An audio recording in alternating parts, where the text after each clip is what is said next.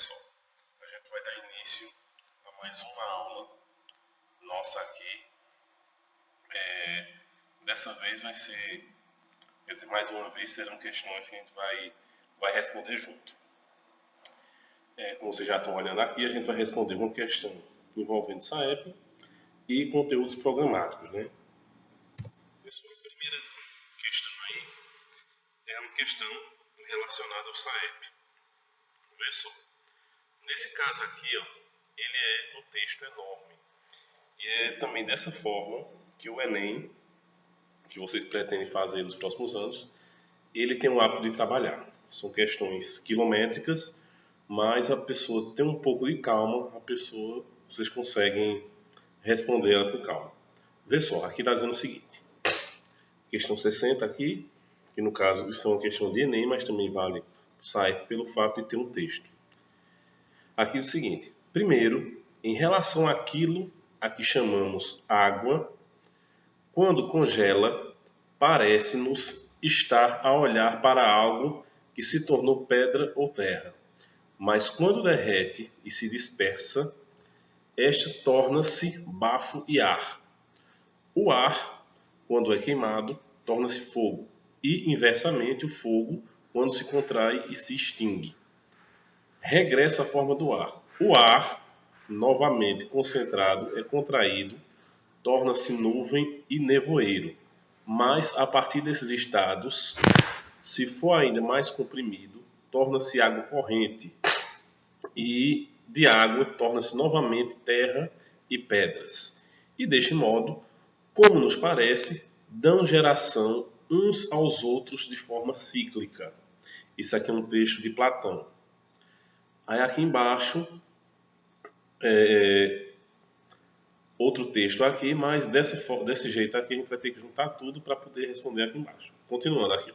Do ponto de vista da ciência moderna, os 4 elementos descritos por Platão correspondem, na verdade, às fases sólida, líquida e gasosa e o plasma da matéria. As transições entre elas são hoje entendidas como consequências macroscópicas de transformações sofridas pela matéria em escala microscópica.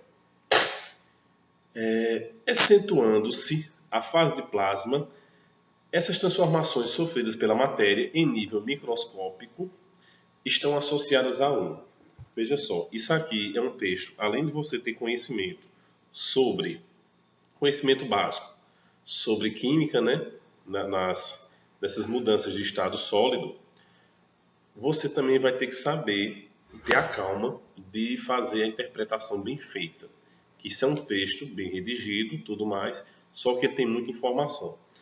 Aí nesse caso vai ter algumas questões que vai mexer um pouco a cabeça da gente. Vamos na letra A. A letra A fala o seguinte: troca de átomos entre as diferentes moléculas do material. Vê só, na verdade aqui não falou em relação a nível atômico, né? Está falando aqui mais em nível de molécula para cima, então essa A já era. Transmutação nuclear dos elementos químicos do material. É quase a mesma lógica do primeiro. Não teve nada de forma atômica nuclear, não. Letra C. Redistribuição de átomos entre os diferentes átomos do material. Aqui não teve uma redistribuição de átomos, não. Aquilo ali foi mais uma mudança de estrutura, do modo geral. A letra D. Mudança na estrutura espacial formada pelos diferentes constituintes do material. É exatamente isso que aconteceu. O que mudou aqui foram os materiais que foram, no caso, os elementos que eles foram passando de um nível para o outro de acordo com sua mudança natural. Da fase sólida, da fase líquida, gasosa e assim por diante. O que aconteceu foi justamente isso que está falando na letra D aqui.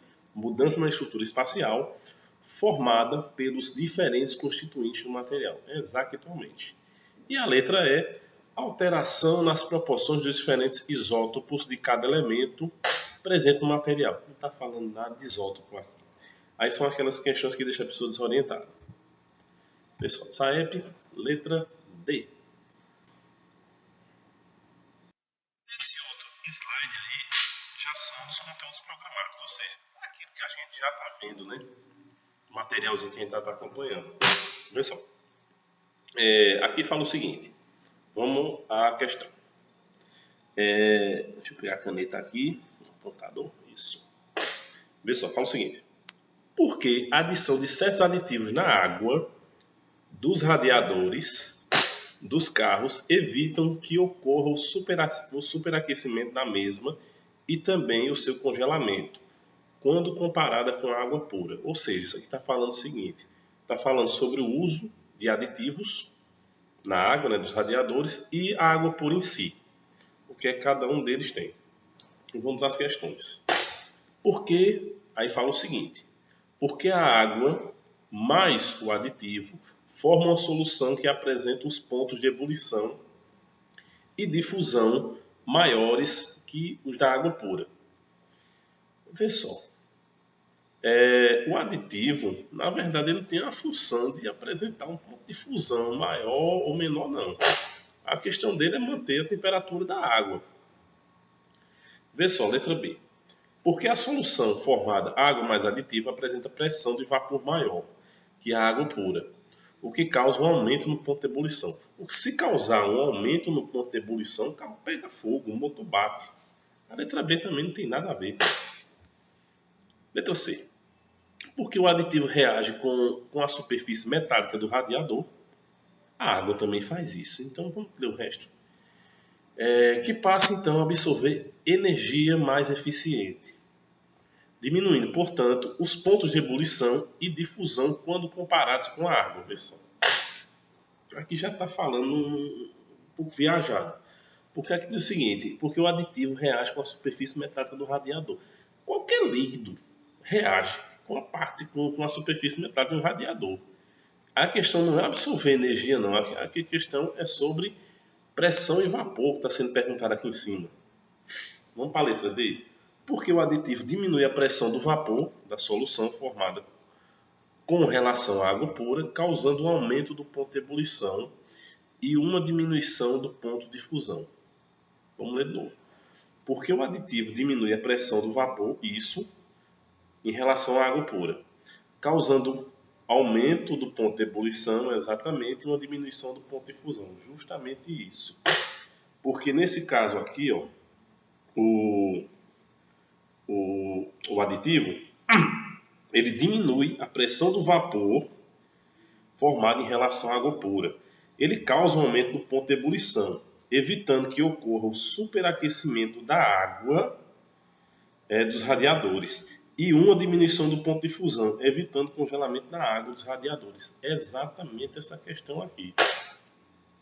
E a letra E, porque o aditivo diminui a capacidade calorífera da água. Nada a ver. O aditivo não faz isso, não. A função dele não é essa, não. Causando a diminuição do ponto de fusão e ebulição. São parecidas, elas duas. Mas devido às informações aqui de cima, ele não causa uma diminuição do ponto de ebulição, quer dizer, causa uma diminuição do ponto de ebulição, sim, e de fusão. Só que a questão aqui saiu errada pela questão da capacidade calorífera da água. Isso aqui não tem nada a ver, não. Aí vamos lá ver se a resposta é certa. Letra D. Resposta certinha aí. Letra D de doido. Gente, essas aqui foram as referências. Estudem e